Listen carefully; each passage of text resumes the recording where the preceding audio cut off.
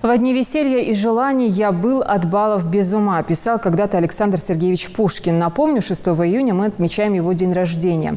В преддверии праздника русского языка в детском саду номер 6 на Зране решили устроить костюмированное представление. Маленьким актерам с легкостью удалось перенести зрителей в 19 век. Жаридат Халухоева расскажет.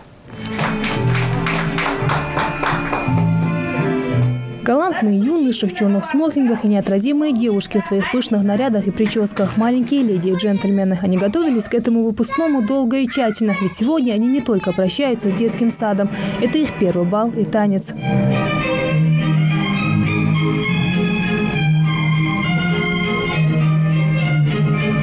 Звуки вальса, веселье и громкие овации после каждого исполненного танца. Этот актовый зал детского сада полностью погрузился в атмосферу Петербурга начала 19 века. Во времена, когда юный выпускник лицея, подобно Онегину, разрывался между балами и театрами. А леди, впервые оказавшись в светском обществе, стремятся показать только хорошие манеры. Выглядеть камильфо. Вместе с основными уроками в детском саду их учили воспитатели. Как благодарность за их труд они читают им отрывки из самых известных произведений Пушкина.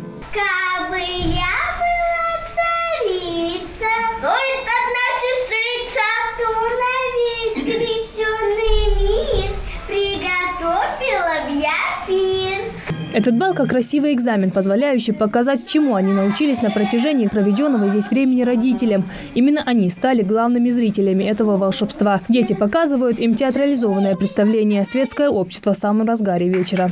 Простите, что я вмешиваюсь. Я слышала, что она совсем еще юна. Только свет вывела ее маменька. Да, я слышала. Ей только 18. А Пушкину 30. Ах, вы меня расстроили. Я очень благодарна этому садику, всем работникам этого садика, потому что мои дети и старшие девочки у меня учились, прошли садик. Очень подготовлены, пошли в школу. Просто у меня проблем в школе не бывает после этого садика. Это очень важная часть жизни детей.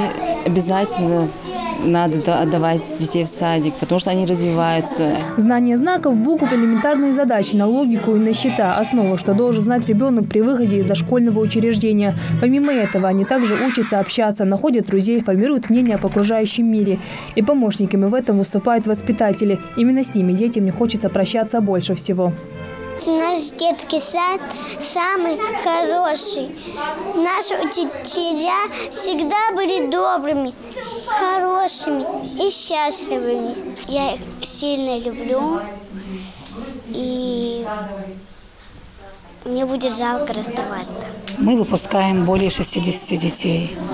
И на сегодняшний день можно сказать, что все дети овладели теми знаниями, умениями, навыками, которые им нужны в школе и в дальнейшей жизни, я думаю.